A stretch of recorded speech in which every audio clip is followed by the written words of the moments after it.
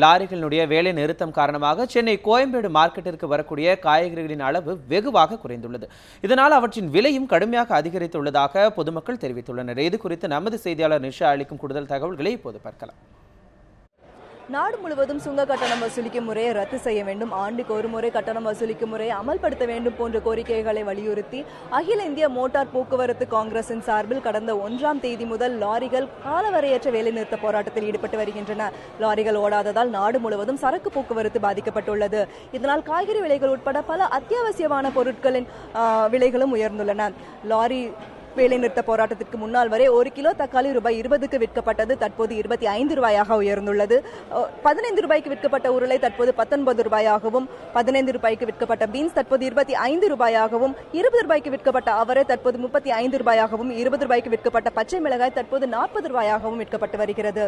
Nisha Sekar, news 7 Tamil, Chennai.